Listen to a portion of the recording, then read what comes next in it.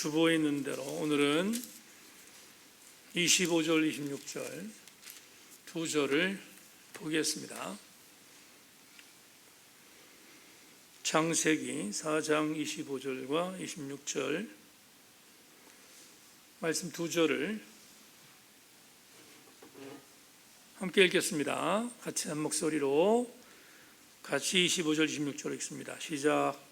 아담이 다시 자기 아내와 동침하매 그가 아들을 낳아 그 이름을 셋이라 하였으니 이는 하나님이 내게 가인을 죽인 아벨 대신에 다른 씨를 주셨다미며 셋도 아들을 낳고 그 이름을 에노스라 하였으며 그때 사람들이 비로소 여호와 이름을 불렀더라. 아멘. 주보에 있는 광고 잠시 나누겠습니다. 주중 광고 잘 보십시다. 돌아오는 주일부터 주일 낮 예배는 유튜브 방송을 중단합니다. 그리고 오로지 줌으로만 예배를 드리도록 하겠습니다. 주일 예배에 온라인에서 유튜브를 방송하는 교우들, 지금 유튜브로 예배를 드리는 교우들도 이번 주일부터는 유튜브 방송이 중단되는 건 된다는 것을 기억하시고, 줌 예배로 온라인을 고집하는 분들은 줌 예배에 들어오시기를 바랍니다. 줌 예배에 들어오시지 않으면 예배를 드릴 수 없다라는 것을 명심하고, 교회에서 이렇게 정책을 피는 이유는 여러분들이 다 아시는 것처럼 대면 예배를 드리도록 만들기 위한 동료입니다. 만약 하나 이런 일들이 잘 진행되면 주일 낮 예배뿐만 아니라 수요 공예배도 줌으로 돌릴 예정으로 있습니다. 그렇게 아시고 줌 예배에 빨리빨리 적응할 수 있는 교우들이 되실 수 있기를 바랍니다. 팬데믹이 끝나면 모든 예배를 다시 대면 예배로 바꿀 예정입니다. 그렇게 아시고 소통하는 예배에 들어오실 수 있도록 최선을 다해 주기를 바랍니다. 교우들 중에 내 얼굴이 줌 예배로 드려지는 것이 불편해서 예배를 드리지 못하겠다는 분들은 예배 자세가 틀린 것입니다. 그러므로 줌 예배를 훈련하여 들어오라는 것은 예배자의 모습을 갖추라는 것임을 명심하고, 우리 교회는 줌 예배를 중심으로 예배가 드려진다 하는 것들을 꼭 기억하실 수 있기를 바랍니다. 15일부터 30일까지 전단기 연기됐던 셀 신방이 진행되는데 화요일부터 금요일까지 진행됩니다. 셀 리더들은 최선을 다해 주실 수 있기를 바라고, 날짜를 잘 정하셔서 확정 날짜가 이루어질 수 있도록 협조해 주시길 바랍니다. 내일 심재열 셀이 먼저 대신방을 진행합니다. 2시에 진행하는데 심재열 셀원들은 내일 기도하는 마음으로 잘 예배를 준비하실 수 있기를 바랍니다. 6월 12일 날 교회 대청소가 있습니다. 장마를 준비하고 대비하는 이런 사역에 우리 교우들 전체가 최선을 다해서 아름답게 내교의 의식을 갖고 섬겨주시길 부탁하고, 남성 교우들은 도색을 합니다. 기억하실 수 있기를 바랍니다. 박운유 집사님 영상본으로 임명했습니다. 잘 감당해 주실 수 있기를 바라고요. 백신 접종이 진행되고 있는데 우리 교회에서 백신 접종이 완료되면 아마 국가적으로도 그렇겠습니다만 마스크를 벗을 날이 올 줄로 알고 최선을 다해서 빠짐없이 백신 접종에 협조하실 수 있는 교우들이 되실 수 있기를 바랍니다. 자, 이제 우리 찬송가 90장 한 장 더 찬양하고 예배 말씀을 나누겠습니다. 90장 찬양하겠습니다.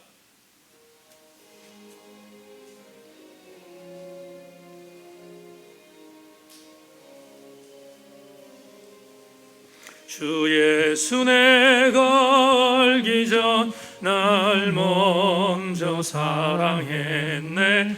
그 크신 사랑 나타나 내 영혼 거듭났네. 주 내 맘에 늘 계시고 나 주의 아래 있어 저 포도 비유 같으니 참 좋은 나의 친구. 내 친구 되신 예수님 날 구원하시려고 그 귀한 몸을 버리사 내 죄 대속했네. 나 주님을 믿으며 그 손을 의지하고 내 몸과 마음을 바쳐서 끝까지 충성하리. 내 진실하신 친구여 그 은혜 내려주사 날 항상 보호하시고 내 방패 되옵소서. 그 풍성한 참 사랑을 네 능히 끊을 소냐. 날 구원하신 예수는 참 좋은 나의 친구. 아멘. 네, 오늘 저녁 예배 말씀을 나누기 앞서서 한 가지만 더 권고하겠습니다.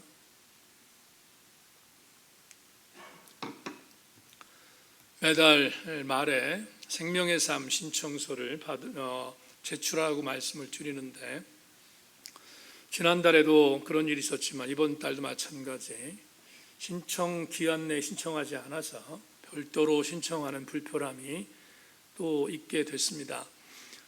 교우들에게 다시 한번 당부드리지만 신청의 날짜에 맞추어서 신청해 주실 수 있기를 부탁드리고, 오늘 이정화 전사님이 충주의 기독교 선임에 가서 생명의 삶을 일부러 사갖고 오늘 예배에 나왔습니다. 이러한 일들이 이루어지지 않도록 앞으로 좀 더 여러분들이 책임지고 그렇게 생명의 삶을 구입하실 수 있도록 협조해 주길 바라고요. 오늘 예배 끝나고 나서 이정환 선사님이 좀 여분으로 사갖고 온 줄로 믿는데, 부탁하신 분도 찾아가시고, 그리고 혹시나 필요하신 분들이 있으면 생명의 삶을 구입해서 가실 수 있기를 여러분에게 권고하겠습니다. 그렇게 알고 유념해 주실 수 있기를 바랍니다. 기도하겠습니다. 주님, 수요 저녁 예배에 모였습니다.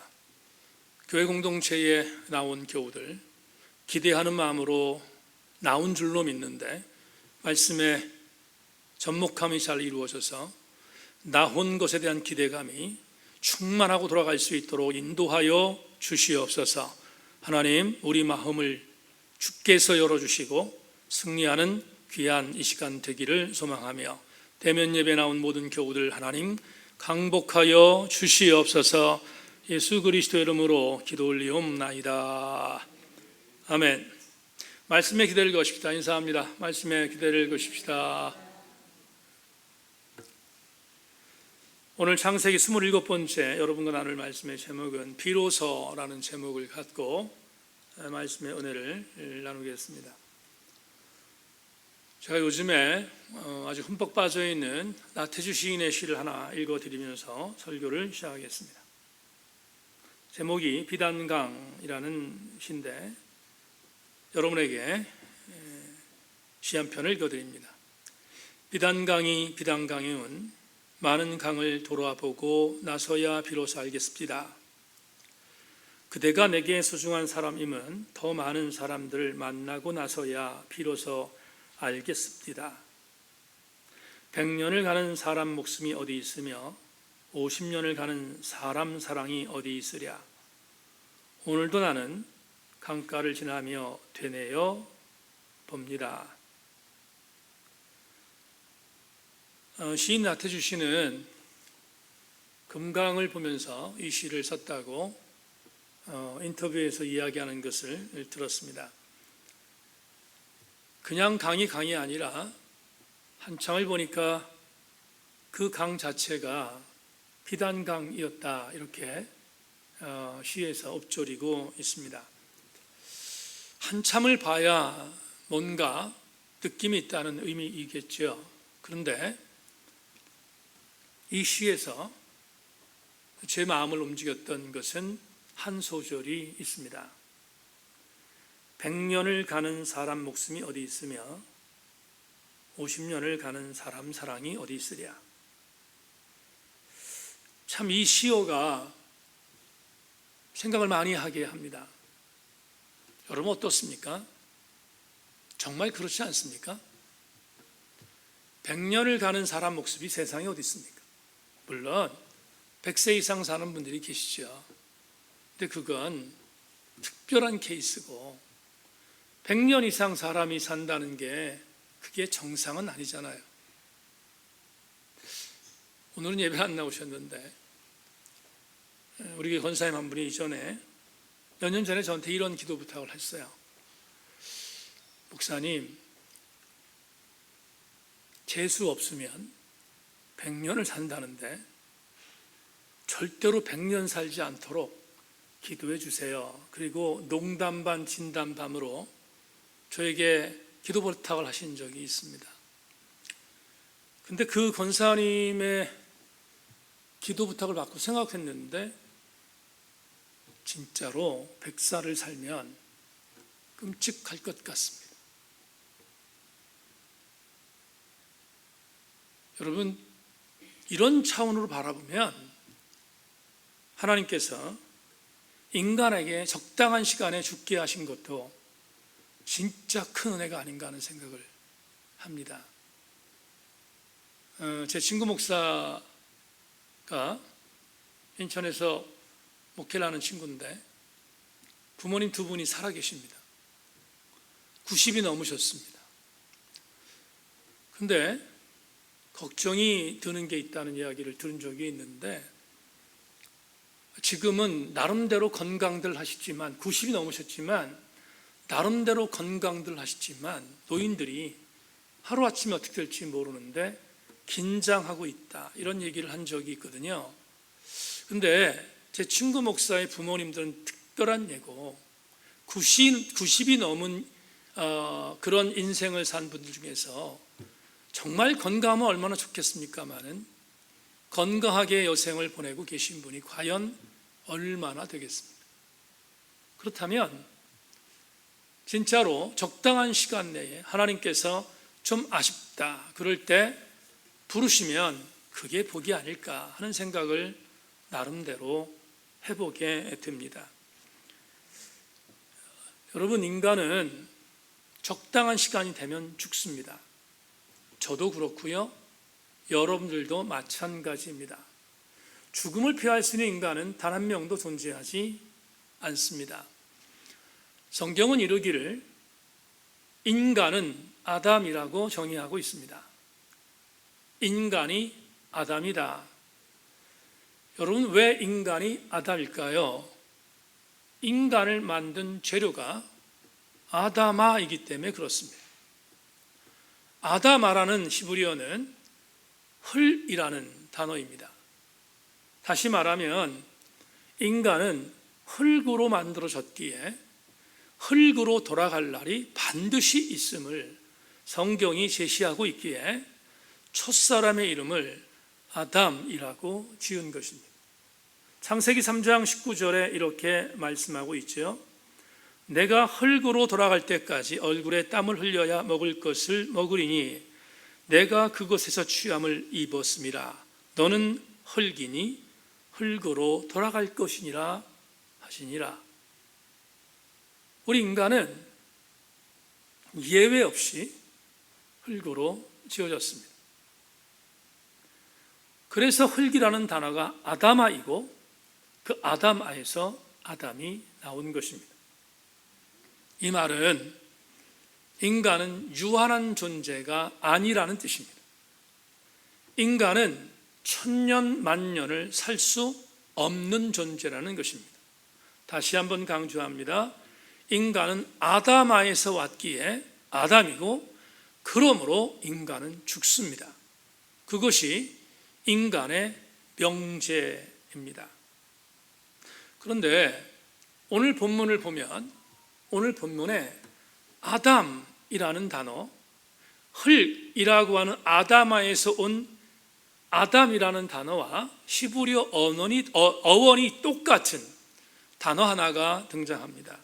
본문 26절을 보죠. 26절 여러분 자막 보십시오. 셋도 아들을 낳고 그의 이름을 에노스라 하였으며 그때 사람들이 비로소 여호와의 이름을 불렀더라. 셋이라고 하는 사람의 아들 이름이 에노스다 이렇게 말합니다. 근데 이 에노스라는 단어가 히브리어 아나시에서 나온 단어입니다. 이 아나시가 뭐냐? 아나시가 사람이란 뜻인데, 인간이란 뜻인데, 이 아나시가 아다마와 같은 어원입니다. 그렇다면 이런 의미가 있겠죠. 에노스나 아다마나 같은 의미가 있다. 흙이나 아나시는 같은 의미가 있다. 이런 말이 될 텐데, 근데 아나시, 에노스는 또 다른 의미가 있습니다. 여러분, 아다마는 흙이라는 단어이지만 에노스라는 단어는 또 다른 의미가 있는데요. 어떤 의미가 있는가? 이런 의미가 있어요. 그릇이 있지 않습니까? 그릇을 이 바닥으로 던지면 깨지잖아요. 아나시가 무슨 뜻이냐면 그릇이 깨진다, 깨진다는 뜻이에요. 깨진다라는 단어가 아나시입니다. 그 단어에서 에노시가 파생된 거예요. 또 하나, 깨지는 것뿐만 아니라 말할 것도 없이 조금 전에 말했습니다. 죽는다, 그런 의미가 있어요. 그러니까 에노스라는 이 단어는 깨지기 쉬운 인간, 연약한 인간, 죽을 수밖에 없는 인간, 이런 뜻을 갖고 있다 이 말입니다. 자, 그러면 이 에노스의 아버지의 셋을 한번 추적해 보십시다. 왜 셋이 자기 아들을 하고 많은 이름 중에서 에노스라고 지었을까? 추적해 보십시다. 25절 다시 보겠습니다. 아담이 다시 자기 아내와 동침하매 그가 아들을 낳아 그의 이름을 셋이라 하였으니 이는 하나님이 내게 가인이 죽인 아벨 대신에 다른 씨를 주셨다 함이며. 한 번 더 읽어볼게요. 여러분 따라오십시오. 아담이 다시 자기 아내와 동침하매 그가 아들을 낳아 그의 이름을 셋이라 하였으니 이는 하나님이 내게 가인이 죽인 아벨 대신에 다른 씨를 주셨다 함이며. 이 구절을 보면 중요한 하나의 어떤 지식을 얻게 되는데요. 여러분, 셋이 누구라고 했습니까? 분명히 25절에 이렇게 말합니다. 아담이 아내와 동침해서 얻은 아들. 근데 부연 설명이 이렇게 나오잖아요. 하나님이 내게 가인이 죽인 아벨 대신에 다른 씨를 주셨다고 고백했다고 말해요. 그 말은 분명한 창세기 기자가 이런 의미를 갖고 있는 거예요. 뭐냐 하면 하나님께서는 가인의 계보를 통해, 우리가 4장 첫 번째 봤던 가인의 계보를 통하여 당신의 구속사를 이루지 않겠다는 결단을 했다는 거예요. 하나님은 가인의 계보를 인정하지 않았다는 거예요. 그러면 어떤 의미를 갖고 있는가?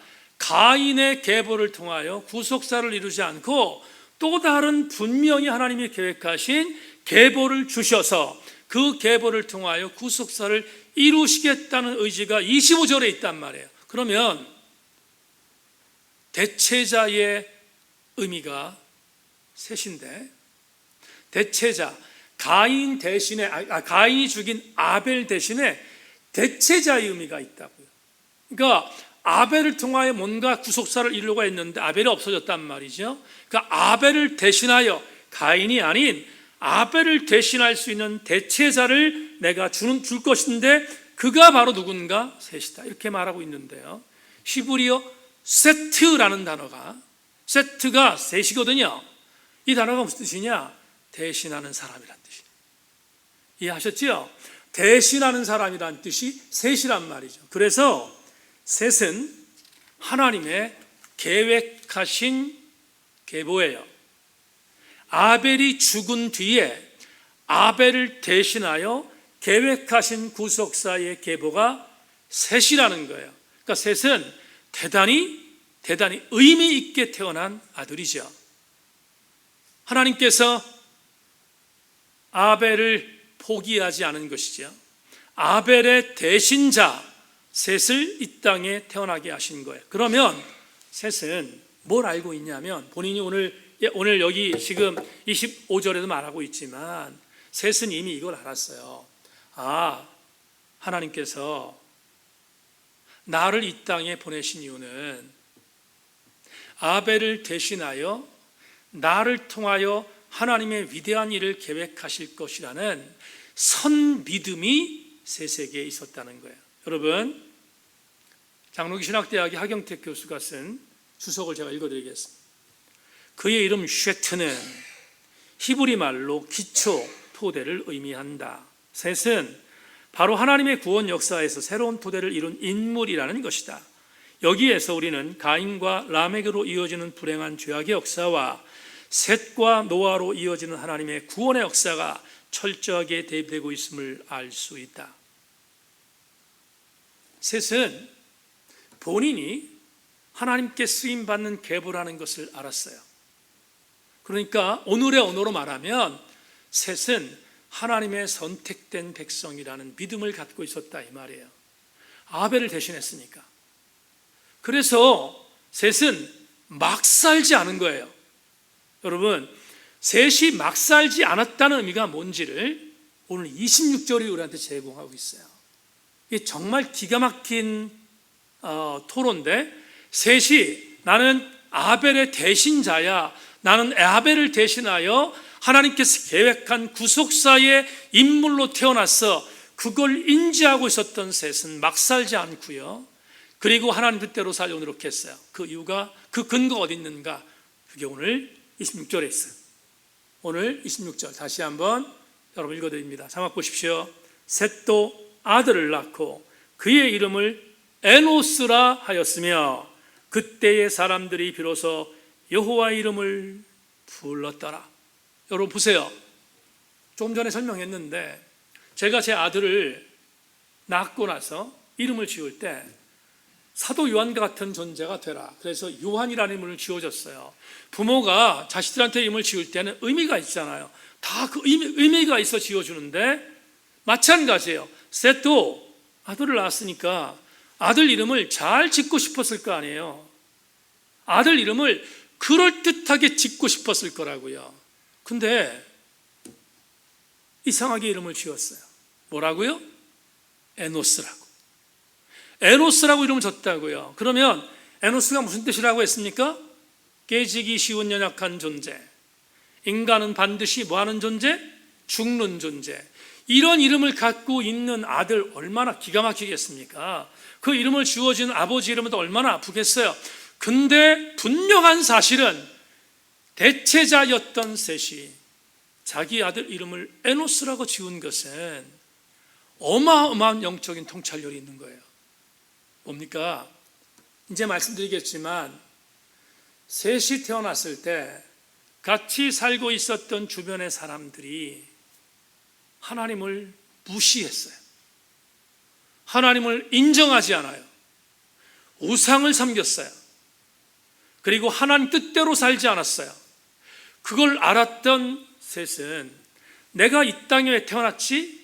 내가 이 땅에 태어난 정체성은 뭐지? 내가 이 땅에 태어난 타당성이 뭐지? 내가 이 땅에 태어난 명분이 뭐지? 그걸 셋은 알고 있었다고요.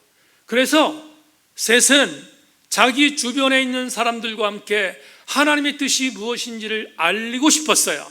그리고 그 알리는 것을 이렇게 말한 것입니다. 당시에 수많은 사람들은 하나님에 대해 무지했어요. 에덴에 쫓겨났던 수많은 사람들은 하나님에 대한 무지했어요. 하나님을 인정하지 않으려고 했습니다. 그래서 셋은 이렇게 말하는 거예요. 안 되겠다. 내가 하나님 앞에 바로 서기 위하여 내 아들의 이름을 에노스라고 지어야 되겠다. 왜? 내 아들 이름 에노스, 인간은 깨지기 쉬운 존재이며 인간은 반드시 죽는 존재라는 사실을 사람들이 알면 그때부터 하나님을 찾게 될 것이다. 그래서 그의 아들의 이름을 무엇이라고 지었다고요? 에노스라고 지었다고요.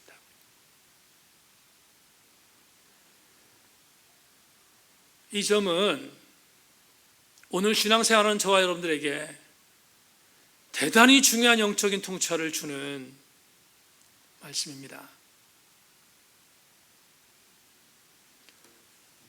바른교회 아카데미에서 저와 함께 사역했던 왕대일 교수님이 감리교 신학대학 교수인데, 그분이 26절을 이렇게 해석했어요. 참 이게 정말 기가 막힌 해석인데, 이렇게 했습니다. 히브리어로 리크로 베셴 야훼, 즉 여호와의 이름을 불렀다는 것은 셋과 에노스 때부터 하나님을 예배하는 역사가 시작되었다는 것입니다. 기가 막힌 성찰 아닙니까?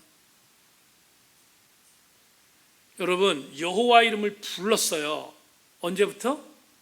에노스가 태어나서부터. 그러니까 다시 얘기합시다. 에노스가 태어나기 전까지는 주변 사람들이 하나님의 이름을 부르지 않았다고요. 이 말은 무시하고 살았다는 거예요. 하나님을 무시했든지 아니면 하나님에 대해 무지했든지. 그래서 막 살았어요. 에덴 동쪽에 살았던 가인의 후예들은 막 살았어요. 우리 봤지 않습니까? 라멕이 아내 2명 데려다 놓고 뭐라고 합니까? 나에게 성질 돋보는 사람을 다 죽여버렸어, 이렇게 말했잖아요. 막 살았잖아요. 막. 그 이유가 뭐예요? 하나님에 대하여 무지했기 때문이에요. 근데 그때는 에노스 탄생 이전이었습니다. 에노스가 탄생한 뒤에 에노스를 통하여 사람들이 알게 됐어요. 아, 우리 인간은 죽는 존재구나. 우리 인간은 깨지기 쉬운 연약한 존재이구나. 우리 인간은 언제나 연약한 존재이구나 라는 것을 깨닫기 시작했고, 그 깨닫기 시작한 그때부터 사람들은 여호와 이름을 불렀는데, 왕대일 교수는 이걸 이렇게 말했습니다. 그때부터 사람들은 하나님께 예배하게 되었다, 이렇게 말했다고요. 여러분, 김춘수 시인이 꽃이라는 시에서 이런 시를 썼습니다. 내가 그의 이름을 불러주기 전에는 그는 다만 하나의 몸짓에 지나지 않았다. 내가 그의 이름을 불러주었을 때 그는 나에게로 와서 꽃이 되었다. 어마어마한 시인의 갈파입니다. 여러분, 이게 무슨 말이죠? 꽃이 있습니다. 저기 우리 지금 화분이 있는데, 강대상에 꽃을 보면서 그냥 꽃, 그럼 꽃이에요. 근데 저 꽃에 대하여 뭔가 의미를 부여해요. 의미를 부여해요. 시인은 그걸 보는 거예요. 의미를 부여했더니 저 꽃은 꽃으로 끝나지 않는다는 거예요. 저 꽃이 나와 인격적인 관계를 갖게 되었다, 이 말이에요.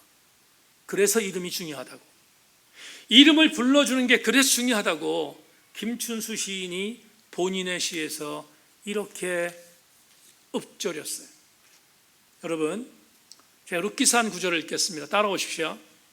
보아스가 성문으로 올라가서 거기에 앉아있더니 마침 보아스가 말하던 기업 물을 자가 지나가는지라.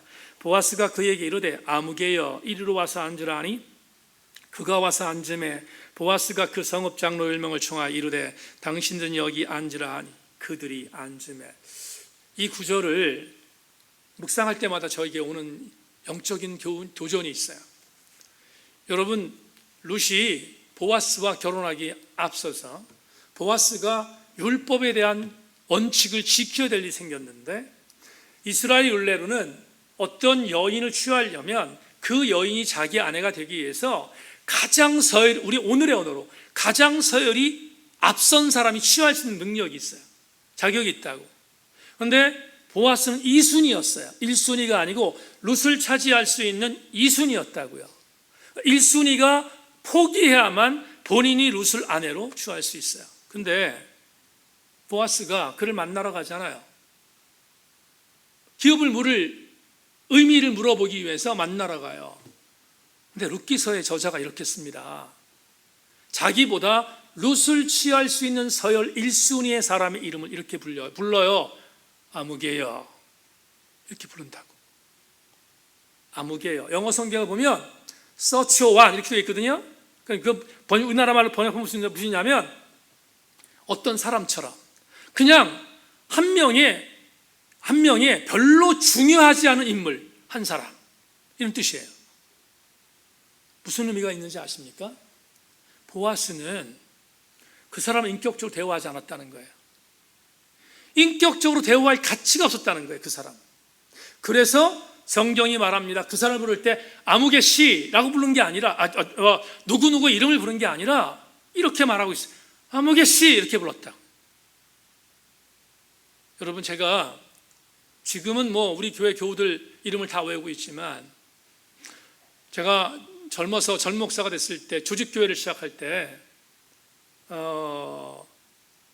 성도들 이름을 외우기 시작했는데, 성도들 이름 외우는 건 목사들에게요, 그게 목사들에게 주는 은사예요, 은사. 내가 전사님한테도 그래서 이름을 빨리 외우라고 얘기를 했는데, 이름이 그냥 외워져요. 이렇게 자연적으로 외워져요. 왜냐하면 성도들에서 기도하니까 당연히 외워지잖아. 근데 젊은 시절 때 한 가지 좀 아킬레스건이 있었어요. 그게 뭐냐면, 아이들의 이름을 외우는 것은 쉽지 않은 거거든요. 근데 제가 목회하면서 아이들의 이름을 일일이 다 외웠다고. 근데 여기까지는 몰랐을 터인데, 진해교회 성도들이 정말로 저하고 인격적인 관계를 이렇게 맺으려고 했던 때가 언제냐면, 제가 진해에 거주하고 있는 사랑하는 성도들의 자녀들의 이름을 외운 게 아니라 외지에 나가 있는 자녀들 이름까지 다 외웠어요. 그래서 기도할 때 서울에 가 있는 아이의 이름을 불러서 기도했다고요. 여러분, 얼마나 감동인지 아세요? 엄청난 교훈인, 목회자의 메리트거든요. 서울에 있는 자녀들의 이름을 상상도 못했는데 신방 가서 그들의 이름을 부르고 기도하는 그 감동이 얼마나 큰지 아십니까? 왜 크죠? 이름을 불렀다는 것 때문이죠. 성경 91편에, 시편 91편에 뭐라고 말하고 있습니까? 성경 91편에 이런 말씀을 하고 있어요. 주님께서 분명히 말씀합니다. 내가 너를 사랑한 즉 내가 너의 이름을 아나니, 이렇게 말씀한다. 하나님이 우리의 이름을 아신대요. 그게 뭐죠? 하나님이 우리를 인격적으로 대우하신다는 거잖아요.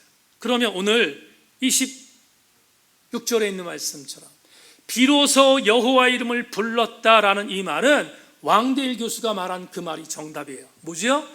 그냥 이름을 불렀다는 것이 아니고요, 비로소 에노스라는 아들이 태어난 이후부터 내가 죽는다는 사실을 인식했던 히브리 공동체는 여호와의 이름을 부르며 여호와께 인격적으로 예배하기 시작했다, 이 말이에요. 오늘 우리 모든 성도들마다 여호와 이름을 내가 부르고 있는가? 내가 진짜로 여호와 이름을 부르고 있는가? 한번 생각해 봐야 돼요. 우리는 이미 사도 바울을 통해서 진짜로 하나님 아버지께 예배를 드리는 자의 태도가 뭔지에 대해서 배우고 있어요. 사도 바울이 갈라디아서 4장 6절에서 이렇게 말하고 있습니다. 너희가 아들이므로 하나님이 그의 아들의 영을 우리 마음 가운데 보내사 아빠 아버지라 부르게 하셨느니라. 여러분, 예배가 뭡니까? 예배가 아빠 아버지라고 부르는데, 여러분 주목할 게 있어요. 예배가 아버지라고 부르는 정도가 아니고요, 예배는 뭐냐? 여호와 이름을 인격적으로 부른다는 말은 뭐냐? 이거예요. 아빠 아버지라고 부를 수 있는 단계, 그게 예배자의 인격적 예배의 요소예요. 제가 조금 전에 우리 교회 예배를 줌 예배로 당분간 바꾸려고 한다, 그렇게 말씀을 드렸어요. 선포했습니다. 한 달 전부터 계속 강구했습니다. 그런데 성도들이 불편해해요. 왜 불편할까? 이유가 뭘까? 유튜브는 본인들이 예배를 드리는지 안 드리는지 제가 모르거든요. 안 보이니까. 근데 줌은 들어와야 돼요. 예배를 드리는 모습이 보인다고요. 근데 이렇게 생각해. 어떻게? 와, 내가 예배 드리는 모습이 보이니까, 목사님이 보니까 불편한 거예요. 그래서 줌 예배를 안 들어오려고 하는 이유가 거기 있어요. 이게 얼마나 황당한 일인지 아십니까? 담임 목사가 보기에 불편한 정도로 예배를 드리고 있는데 어떻게 그 사람이 예배자일 수 있어요? 하나님 앞에서. 안 그렇겠습니까? 여러분, 담임 목사가 까칠하다고 생각한 게 아니라 한번 상식적으로 생각해 보세요.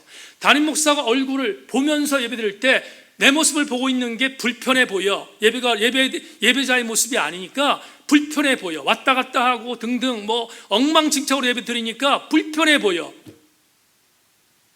그 정도면 하나님께 예배 드리는 자의 모습은 이미 포기한 거 아닌가요?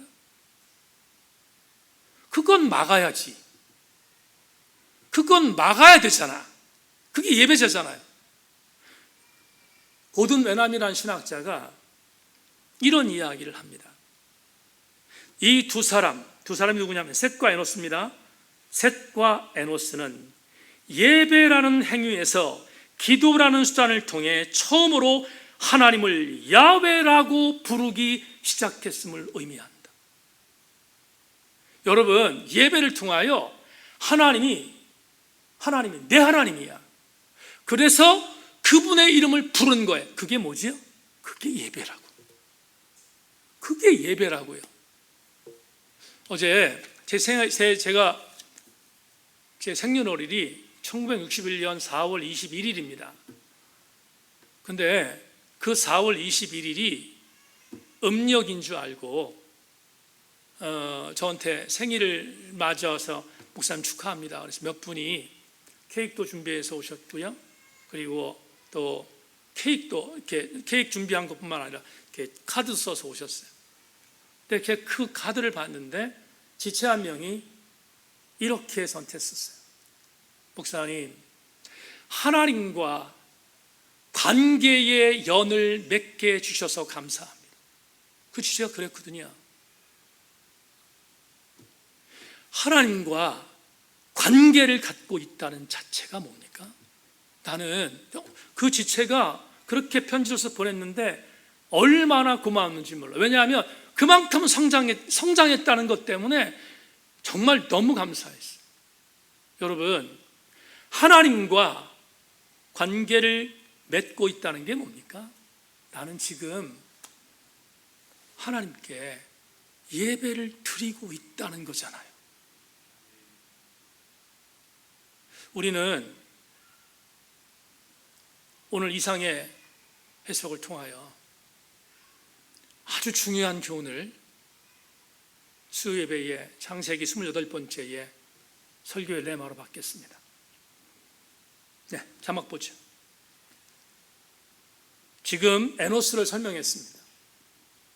비로소라는 단어를 제목으로 삼고, 제가 건너뛰었지만 제목으로 삼고 오늘 여러분과 함께 말씀을 나눕니다. 그런데 이상의 해석을 통하여 우리는 대단히 중요한 영적인 교훈을 하나 받아야 합니다.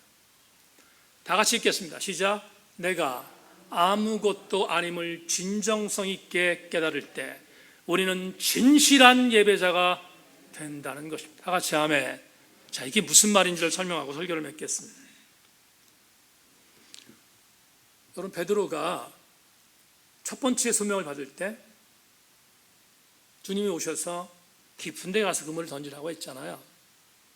그때 그 메시지를 다시 한번 여러분에게 누가복음 있는 말씀 읽겠습니다. 시몬이 대답하여 이르되 선생님, 우리들이 밤이 새도록 수고하였을 때 잡은 것이 없지만은 말씀에 의지하여 내가 그물을 내리다 하고 그렇게 하니 고기를 잡은 것이 많아 그물이 찢어지는지라. 이에 다른 배에 있는 동무들에게 손짓하여 와서 도와달라 하니 그들이 와서 두 배의 채움에 잠기게 되었더라. 시몬 베드로가 이를 보고 예수의 무릎 아래 엎드려 이르되 주여, 나를 떠나서 나는 죄인으로소이다 하니, 분명한 사실은 베드로가 본인이 할 수 있는 것이 있다고 믿었을 때 그는 주님 앞에 진정성 있게 다가서지 않았어요. 내가 깊은 데 가서 그물을 던졌네요. 한 마리도 못 잡았어요. 뭔가 자기가 했다는 사실에 대한 부분들을 토로한 것입니다. 근데 주님 말씀하신 대로 깊은 데 가서 그물을 던져서 고기를 잡았다. 한 마리도 못 잡았던 베드로가 그물을 잡았어요. 들어왔어요. 육지에 들어와서 그가 어떻게 했는가? 이렇게 말합니다. 무릎 아래에 엎드렸다 이렇게 말하잖아요. 여러분, 베드로는 자신이 무언가를 할 수 있다고 생각했을 때 그런 진정한 예배자가 아니었어요. 그런데 그가 아무것도 할 수 없었던 존재라는 사실을 인식하니까 제일 먼저 한 것이 뭔가? 주님 앞에 예배하는 자가 된 것입니다. 한 구절 더 볼까요? 요한복음 21장 17절. 주께서 세 번째 내가 나를 사랑하느냐 하심으로 베드로가 근심하여 이르되 주님 모든 것을 아시오매 내가 주님을 사랑하는 줄을 주님께서 아시나이다. 예수께서 이르시되 내 양을 먹이라. 이상하죠? 기베라 바닷가에서 고기 잡고 있었던, 낙탕했던, 예수님을 부인했던 베드로에게 지금 찾아가셔서 3번이나 물으셨잖아요. 베드로야, 너 이 사람들보다 더 나 사랑하니? 라고 물으셨어요. 한 번 물으신 게 아니고 2번 물으신 게 아니고 몇 번? 3번 물으셨잖아요. 왜 3번 물었을까? 김영복 목사님이 3번 물었다라는 것을 기가 막히게 해석했는데, 한 번 물을 때 한 번씩 부인한 게 생각나게 하셨다. 기가 막힌 해석이잖아요. 그러면 주님이 베드로를 책잡기 위해서 그랬나? 너 꽁에서 너 나 부인했어? 너 저주와 맹세하면 나 부인했어? 그거 책잡기 위해서 물으신 건가? 김 목사님의 설교를 듣다가 그 생각이 아니라는 걸 알았어요. 뭔가 주님은 첫 번째 베드로, 요한아들 시몬아, 네가 이 사람보다 더 나를 사랑하느냐를 물으셨을 때 첫 번째 나를 부인한 것에 대하여 깨닫게 하셨고, 두 번째 내가 이 사람들보다 더 나를 사랑하냐를 물으셨을 때 베드로의 2번째의 부인이 생각나게 했고, 3번째 물으셨을 때 3번째 부인했던 걸 생각나게 했다. 그 결정적인 게 뭐냐? 책잡기 위한 것이 아니라 주님은 이렇게 말씀하셨다는 거야. 한 번마다 부인한 것이 생각날 때마다 주님께서 이렇게 말씀하셨다는 거야. 베드로야, 내 양을 먹여라. 베드로야, 내 양을 쳐라. 베드로야, 내 양을 먹여라. 이렇게 확신을 주었다는 거예요. 여러분, 책 잡으려면 주님이 2번째 미션을 주지 않아요. 그런데 주님은 베드로에게 실패했어. 너 나 죽음까지 무릅쓰고 나를 지킨다고 했지? 근데 너는 아무것도 나한테 한 것이 없다. 네가 그런 존재야. 너 그것을 인정해야 돼. 너는 나를 지킨다고 했지만 나를 3번 부인했어. 그러나 베드로야, 나는 너를 이 사람들보다 더 사랑함으로 내가 너에게 나의 사랑하는 양들을 맡길 테니 먹여라, 쳐라, 먹여라 말씀하심으로 베드로에게 주님은 당신이 너는 아무것도 아닌 것을 알 때 비로소 나를 예배할 수 있는 존재가 된다는 것을 인식하게 하셨다는 거예요. 수예배 나오신 사랑하는 교우 여러분, 저는 우리 세인교회 속되는 성도들, 지금 대면 예배 나온 성도는 물론이거니와 오늘날 예배에서 불편해서 나오지 않았든 귀찮아 나오지 않았든 상관없습니다. 여하튼 집에서 예배를 드리고 있는 교우들까지 포함하여 단 한 사람도 예외 없이 궁극적으로 여러분들 모두는 나는 에노스인 것을 깨닫고, 나는 에노스인 것을 깨닫고 비로소 주님 앞에 예배를 드릴 때 승리할 수 있는 존재임을 인식하여 주님 앞에 예배하는 자들이 되실 수 있기를 주님의 이름으로 소망합니다. 말씀 맺겠습니다. 20세기의 선지자라고 하는 아이든 토저가 하나님이 원하시는 진짜 예배자라는 책에서 이런 글을 썼습니다. 모세가 떨기나무에 불은 붙었지만 소멸되지 않는 불꽃을 보았을 때 그는 떨기나무에 예배한 것이 아니라 그 떨기나무 속에 거하신 하나님과 하나님의 영광에 예배한 것이다. 여러분, 참 유감스럽게 우리 세인교회 성도들도 예배는 아닙니다. 유감스럽게 왠지 모르게 떨기나무 붙들고 있는 사람 너무 많습니다. 떨기나무 예배 드리는 사람 너무 많습니다. 그런데 떨기나무는 아무것도 아닙니다. 그러면 무엇이 우리가 예배할 대상입니까? 떨기나무 속에 거하시는 하나님이시지 않겠습니까? 그분이 우리가 예배할 존재이지 않겠습니까? 모쪼록 저는 떨기나무와 같은 이름을 불러서는 안 되는 존재에게 예배하는 자들이 아니라 나는 죽을 것입니다. 나는 아무것도 아니기 때문입니다. 나는 주님 없이는 날마다 깨지는 존재입니다. 나는 주님 없이는 날마다 약한 존재일 수밖에 없습니다. 를 고백하는 자가 될 때 비로소 나는 떨기나무를 붙든 자들이 아닌 떨기나무 속에서 나를 보시는 살아계신 하나님께 예배하는 자가 되는 것을 확신하고 우리 모든 교우들마다 비로소 여호와 이름을 부르는 진짜 에노스들이 다 되실 수 있기를 주님의 이름으로 축원합니다. 하나님 감사합니다. 오늘 수요 예배를 통하여 주신 말씀을 가슴으로 받았습니다. 에노스임을 부인하는 자들은 주님을 예배하지 않습니다. 그러나 내가 에노스인 것을 아는 자는 주님께 예배하게 될 줄 믿고 우리 모든 새인교회 성도들은 에노스 되게 하여 주옵소서. 아버지 하나님, 비로소 여호와 이름을 불렀던 에노스 시대부터 하나님의 예배하는 자들이 모아졌던 것처럼 우리 교회도 하나님의 이름을 인격적으로 부르는 예배자들이 승리하는 우리 교회 되게 하여 주시옵소서.